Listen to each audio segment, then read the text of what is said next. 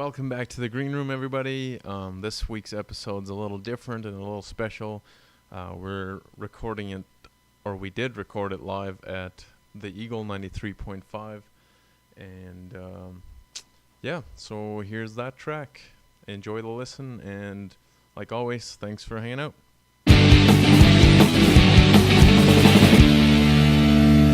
Welcoming to the Eagle 93.5 studio is the host of the Green Room and the local artist of the day, the Monochromatics. Hey. Hello. Hi. Hi. Yeah, welcome here, guys. Thank you very much. Thanks for having us. Maybe start off by introducing yourselves and the role you play in the Monochromatics. Okay, my name is Gustavo. Most people know me as Goose. I do lead vocals and rhythm guitar. My name is Ed. Most people know me by Ed. And I play bass in Monochromatics and do, I guess, backup vocals. My name is Lucas. I play lead guitars and some backup vocals as well. Awesome. I am Chris, and I play drums. So, what brought you guys together? What made you the Monochromatics? So we've been playing for this band actually formed in 2006, and then it's gone through some lineup changes, and eventually, I guess just over a year ago when we released our first single, we decided to change our name to Monochromatics, just because that way the four of us had something to seal the four of us together, and it would give us a fresh start into what we wanted to do. We wanted to get back out there. We hadn't been playing a lot, and we had an album coming out which was released in December. Mm-hmm. Yeah, and so we wanted to start fresh, uniform. Why the Monochromatics? Basically, we actually came up with 99 different band names, and we Like an actual 99? Yes, I counted them myself. We wrote them down. Yeah, Very many. yeah, there was lots. There was lots of weird ones. About half of them were garbage. not really good. Yeah. So Probably more. which ones died on the cutting room floor right away? Oh, man. I don't remember any of them. I know the Procrastinators was one, but there's a band like that already. Okay. Yeah. You put it off too long and missed it? Yeah. Yeah. Wow, that's awesome. That's exactly what would happen to us. Yeah, I don't know. Monochromatics, it was a joke at first. We would call ourselves Black and White, and then we thought of other things, and then Monochromatics, it also means it's a single focus. So we're trying to not be procrastinators and trying to focus on getting ourselves out there again. And that's actually, I'm going to segue a little bit into the Green Room. The reason we're doing the Green Room is just to keep people focused on what we want to do. And we think we're funny, and there's a couple of people listening to our podcast, and we're grateful for them. But I think that helps people segue into our music, and if they don't like punk rock, they can still hang out with us in our Green Room and see who we bring on. Like we had Brian Thiessen on the last episode, and he's a country musician, so we had a lot of fun with the back and forth. People might know him as Brian Jacobs. That's correct. Yeah. It's Brian Thiessen. Thiessen, yeah. Thiessen. Yeah. Yeah. I don't know. Do you guys have anything to add? Well, share the one about the monkey. Oh yeah. Oh, with the Monochromatics thing? Yeah. Yeah, well, in Spanish, monkey, you say it mono, I guess, just mono. So we thought that was kind of funny. So we actually used the monkey as our cover art for our album. It's on Chris's T-shirt right now. But yeah. So we thought it was like a chromatic monkey almost or something. Yeah, it's a little bit more of an inside joke, I guess. Do you speak Spanish? Yeah. Me and Ed grew up in Mexico. Yeah. So that's kind of where that ties in. So the Spanish overlaps into some of your work? Or just the monkey? Just the monkey. It's amazing. You just say, tell them about the monkey, and everyone stops talking. Yeah. It's like, monkeys trump everything. We always want to talk about a monkey before anything else. Yeah. It jumps the head of the line. Yeah. It does. Yeah. So I think it's a good thing to kind of just keep that theme going with Monochromatics. Just have a monkey as a constant image. We think it's funny, and I think it's funny, and that's basically it. And we like to monkey around. Oh. That's been taken. I was going to say, was monkeys also one of those names that was taken? Yeah. Exactly. Yeah. The monkeys. Yeah. So where did the Green Room come from? Somebody else. I feel like I'm. No, go for it. Frontman. You're doing great. Oh, okay. The green room. So the green room is the room where bands hang out before shows, right? And we usually record the green room after we practice, and so we just thought it was a fitting name for it, even though we recorded in my kitchen. It's it works. It's our green room. Yeah, it's not a green kitchen. No, Yeah. Not yet. Not yet. not anymore. Was it? No. Excellent. So great. So the green room is your podcast. Talk a little bit about that, and then we'll get into your music. Sure. So the green room, it's just shenanigans. We kind of took Jerry Seinfeld's approach. It's about nothing and about everything at the same time. It's about we can literally talk about something we did all day, or in one of the episodes we reminisce about some of our shows and some of our memorable trips where we didn't even make it to shows because our van broke down, and just stuff like that. And we've been bringing other musicians in because this has actually given us an opportunity to hang out with some musicians that we normally would never be in the same room with, and it gives us a chance to poke fun at them and vice versa. They can come back to us with it. And yeah, we made fun of country in the one episode, and that's actually why Brian Jacobs wanted to, or why we invited him, because he thought it was really funny, and so we played on that. And we had the guys from Sunpool, which were formerly known as 10-4. We had those guys on. Johnny and Ryan? That's right. Not John, it's Johnny. I corrected me. I heard that. John and Randy. Yeah, John and Randy. Yeah. No, see, and those guys are good guys, and we normally wouldn't have connected so much with them, and I just feel like it's building relationships deeper for us, and I think in the long run it's going to give us more opportunity to play with somebody. And can I announce our next guest on the green room? Yeah, sure, go for it. So we actually nailed down Alan Cross from Ongoing History of New Music. He's from 92 in Toronto, The Edge. Yeah, I think I should have actually Really? written it down. Yeah. Wow. Yeah, so he's coming on our podcast next week via FaceTime, and I'm really excited. His podcast is kind of What inspired you? Yeah. It's so good. It's going to be fun. He's the ultimate nerd when it comes to music trivia. Trivia. English is really hard for me. Yeah. Oh, that's fun. Yeah. Excellent. So you never know where that goes because the airwaves are limitless. Yeah, Yeah, I mean, you guys know that more than we do, so. Yeah. So now we talked about country music not being your thing. Yeah. Bang. Yeah. So Twang is not a thing. So what's your style? So we play punk rock. The song that we just recorded in here, that's our most toned down version of, I would actually call it rockabilly more than anything else. It was inspired by a band called Tiger Army when I wrote it. And so all four of us have a really strong love for punk rock. I grew up on Blink-182, and I think Ed did too, and Lucas and Chris grew up on MXPX. We had to get a mention Yeah. of XPX. I grew up on WKRP. Sorry, I'm lost. It's an old show about the radio station. Okay. Google it. It's pretty I nice. will. Probably got to be in your 40s to remember it, but it's a pretty funny show. Starring Dr. Johnny Fever as your DJ. So it really has nothing to do with punk. I was just trying to get an acronym in there that fit. That's perfectly fine. Yeah. And it's slightly awkward, but that's all right. No, I'm it's good. awesome. No. That's good. Yeah, so Winkler, as you know, or Winkler and area, I think we're the only punk rock band existing at the moment in this area. And it's hard for us to get out and do this. So we're actually very thankful for you to have us on here. Maybe there are some people who want to give it a shot or who do like it and just don't know about us. We like to think we're super famous, but, we're on our way. Yeah. Churches, FOSBAs, things like that you probably came in to gig for. Oh, yeah. Yeah, I want to play at the Bueller Active Living Center. That's the goal, man. Well, we played a fundraiser last year, and as soon as we started, you can just see the people just walk out, and we're like, "Get it, Yeah. See you later. Thanks for coming." Oh, that's tough. That's never easy. It was still It fun, was though. great. I had a great There was time. one or two people that loved it, and so that made it worth it.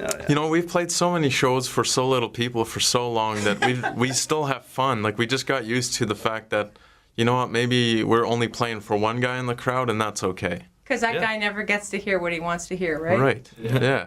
Yeah. And well, I'm gonna tell the Steinbach story because we went and played in Steinbach years ago, and some kid that saw us there wanted us to come play his birthday party, and so this is way out in the sticks, and yeah, so we got to play for an ex-Hutterite family. And it was just bizarre. It was great. It was probably one of the best shows One of ever. the best shows. Yeah. It was great. The best memory, I think. Absolutely. Yeah, it was so much fun. Yeah. How big was it? Oh man, Oh, the family was huge. There was a good 70 people there. probably with kids. Yeah. And they all loved it. No. Well, the thing is that they all sat there and they just listened to it, and we were like, "Do you guys have any requests? Something you want to hear?" And they're like, "Play country," and we're like, so I guess these guys started playing a song, and I was like, and I just started ad-libbing on drums, and I was like, whatever, like we'll make it work, and they were Yeah. loving it. It was great. We just played the 2-chord like Johnny Cash style with the chugging and Yes. Oh, that's good. yeah. Yeah.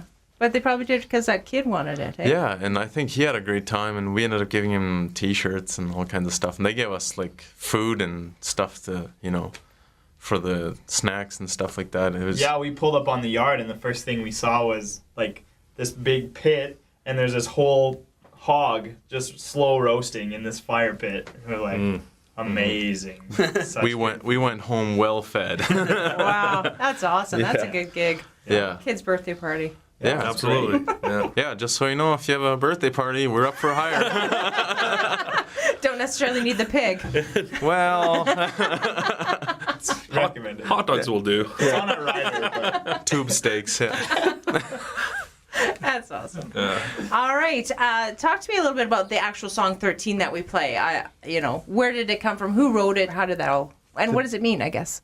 Okay, so it's gone through a couple of different titles, but 13, we needed to put a title on the CD and we didn't have one, so 13's the unlucky number, and it's kind of our most minor chord song, let's call it that, and well, sad or whatever. What it is about, did I write the whole thing? Yeah. Yeah, I think I wrote that song, and it's actually about my brother's best friend who died in a car crash.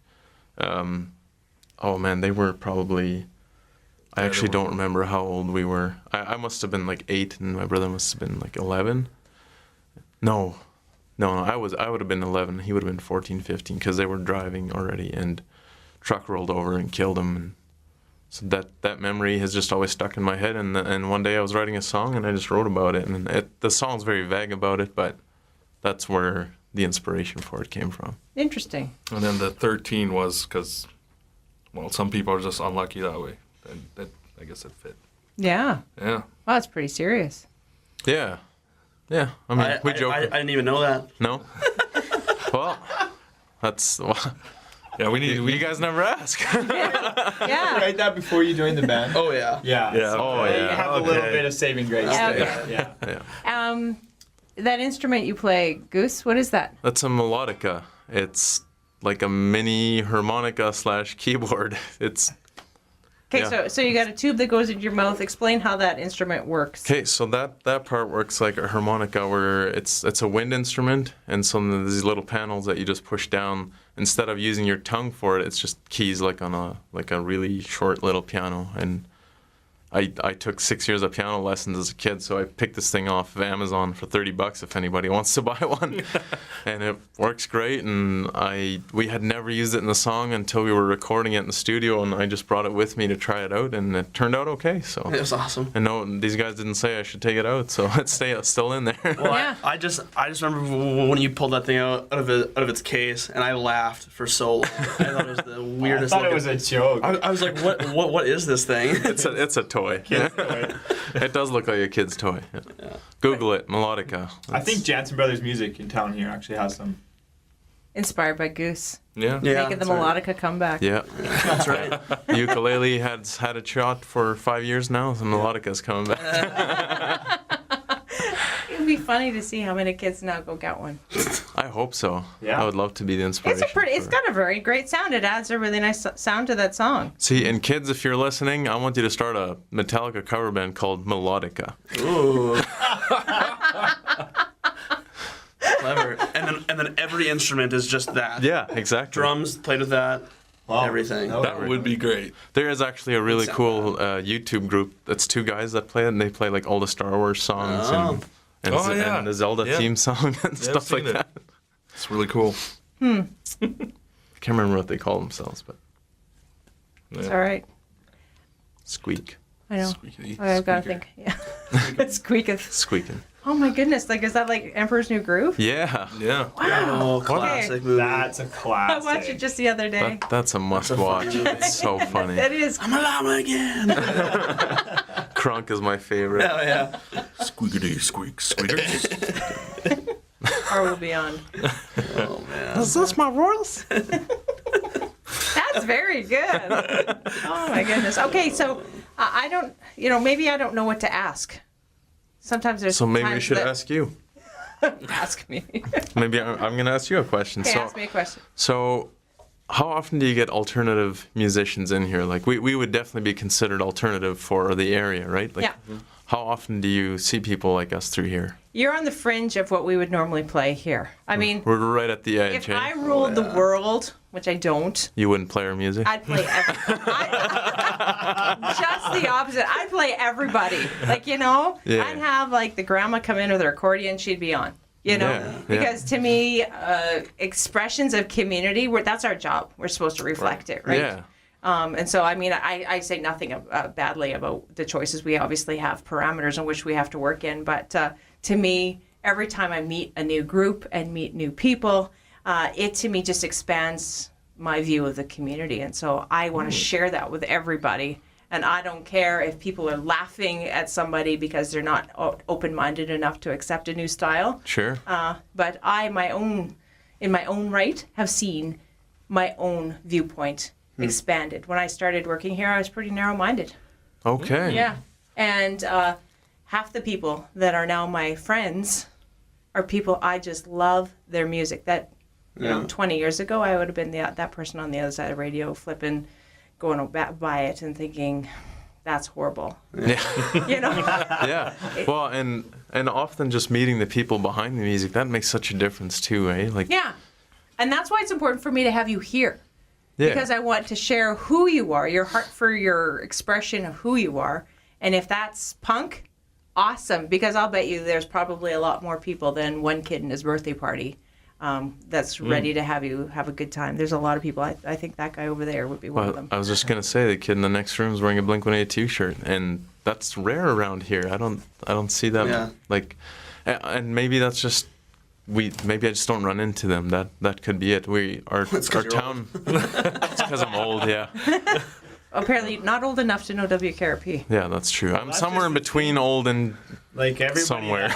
everybody that we know Old that and likes ancient. punk is our age, right? They're all older people. So- Millennials. Would you guys consider yourself millennials? Well, that's funny that you say that because I looked today where Gen X and millennials and Generation Z, We're right in right? between, aren't we? We're actually millennials. Yeah. Yep. 1980 to 1995 is millennials.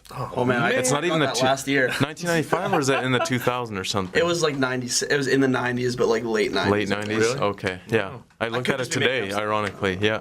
So all four of us qualify as millennials. And what myth bust some millennial stuff. Millennials are getting a fairly big. they're getting their butts kicked. Yeah. That's fair though. I think so. No, I don't. I think there's a lot of hardworking kids. There's just the ones that aren't working hard are the ones that are being. They're the ones under the microscope. Well, that's what it's like everywhere. Like, I grew up skateboarding, and I still like to skateboard, and people are like, oh, aren't you a little bit old? And, my parents were leery about it because skateboarding, that culture, that scene, has, like, this bad rap because of the few guys who go out and do whatever, and they're skaters. And so people are like, oh, you're a skater, you must be some bad kid. Well, See, and that's why having the skate park here in town was such a good Yeah. thing. It shows people that, skater kids aren't all bad. Yeah. And millennials are all fantastic. Oh yeah, they're great. Now that I know that I Now, am. Now that you are one. They are fantastic. They are great. he's on his Facebook right now. Delete post. Man, Well, Robyn, we were talking about your son earlier. He's one of the hardest working kids I've ever seen. Once he had a reason. Well, but that's okay. He has a goal. Like he wants something, and he's going out. Like he's pushing himself to grab that. Yeah. And I think I actually admire your son for that. I think he works a lot harder than I did for stuff that I wanted. Oh, that is good. Yeah. Yeah. Yeah, well, it started at home because he had to clean his bathroom. Sure. Yeah. I always say my theme is with my kids is these great moments you see today are brought to you by some rough moments at home. Sponsored by. Yeah, exactly. Yeah, like where all the chiseling off of some of that rough stuff happens, and sometimes you got to send them out in the world for the rest to be shined up. So Sure. it's kind of cool. Thanks for that. Yeah, absolutely. I like that. Yeah. So, musically wise, where are you guys headed? What are your hopes and dreams? Oh man, right now we joined Manitoba Music. Oh man, our membership's probably almost up, so it must be about a year ago. And I've learned so much in the last year of things that are actually accessible to us. I always was the guy complaining that we can't find shows, we can't find a way to break to the next level, we can't get out. And then just by talking to people at Manitoba Music, like this interview, for example, like I realized I had to go ask you, not the other way around. You know what I mean? Like I had to push for it. And same with shows. Like we played at the Cavern on Osborne last night, and we're all a little bit tired because we had to work at 7 or earlier, and we only left Winnipeg at midnight. So,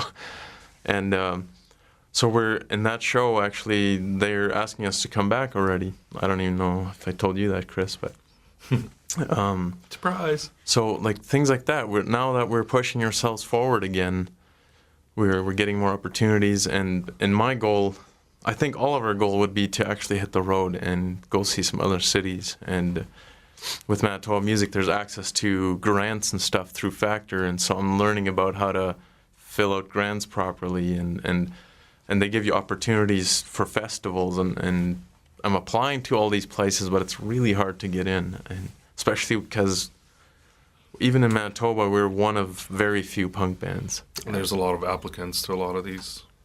Well, and the folk genre right now is very strong, and I have nothing against that. It's hard to get through that with something like punk rock. Yeah, you got easy listening, and then you've got a fairly unique sound, and they want to make sure they draw the crowds. Ooh, unique. That's Ouch. yeah. It's a nice way of saying it. Ouch.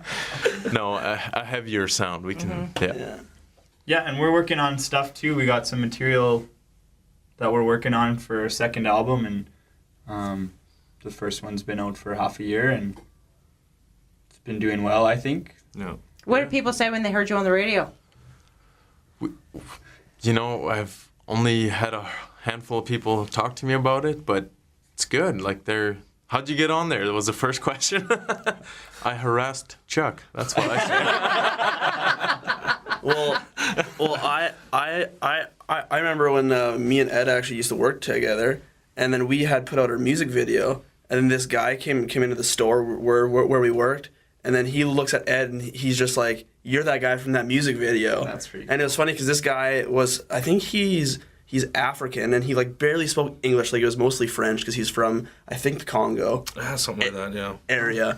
And he recognized Ed right away. It was hilarious. That's really cool. I didn't know. And then I was just standing there, like, right next to Ed. He didn't recognize me. Whatever. That's because you play guitar. I know. I was just like, but maybe Ed's more recognizable with the big beard, and it's just some, Yeah, that was pretty cool. It was. Awesome. Ed's our signature look. It's true. That's who we. Strive to be. Yeah. You look like the monkey from the cover. I would have put a gorilla on there then. Touche. That's awesome. All right. I don't know how you wrap up a green room. How do you wrap up a green room? What do you do? We always just say. Goose kind of just gives the signal. He taps on his wrist oh, we're out of time, and we're like, And that's our single. Single. Single. Man, Well, English is tough today. Yeah.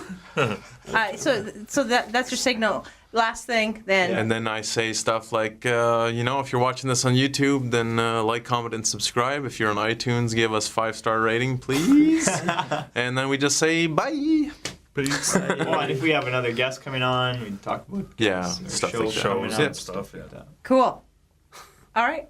Well, thank you for teaching me about the green room and everything monochromatics. Thank you so much for having us, Yeah, Robyn. Thanks. no. Appreciate it.